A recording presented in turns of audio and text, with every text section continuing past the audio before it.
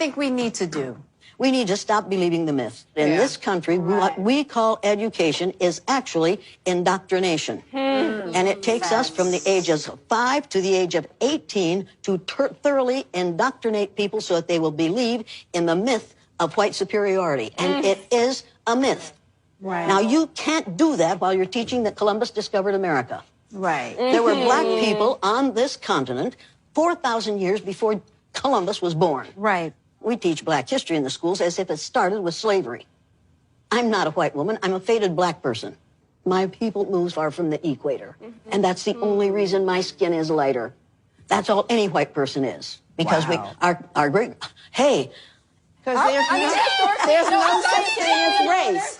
No, there's no such thing as race. There's one race. There's one race, the human race. And then you all came from the same black women 300,000 to 500,000 years ago.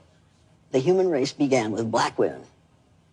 My cousins, and you are all my cousins. Make no mistake about this. We are all 30th to 50th cousins because we all have the same black great-great-great-great-great-great-grandmother back there 300,000 to 500,000 years ago. So get over the idea that you are white. There's one race. Yeah. The human race. The human race. One race. Now, will every person in this group who's biracial please stand?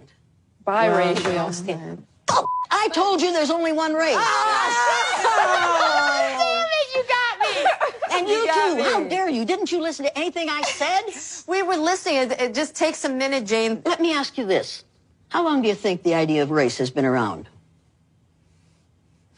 Since the beginning of the time? That's just what I thought you were going to say. And you are just as wrong as you can be. I was going to say since around the 1400s. Right. It started with The Spanish Inquisition. Before that, race was not Spanish a problem, but they found out that they were killing people who were of their religious belief, but they couldn't tell what their religion was by looking at them. So they had to find another way to identify those they were going to kill, so they set upon skin color.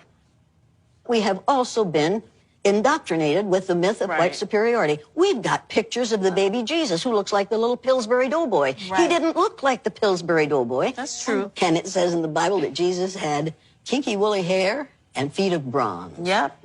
Here's what you can do. You can educate yourself. The schools won't do it. They won't. They don't want you to know the truth. They can't afford to have blacks know the truth. But what you have to realize is within 30 years, white people will have become a numerical minority in the United States of America. Now, blacks and people of other color groups have got to stop playing defense and start playing offense.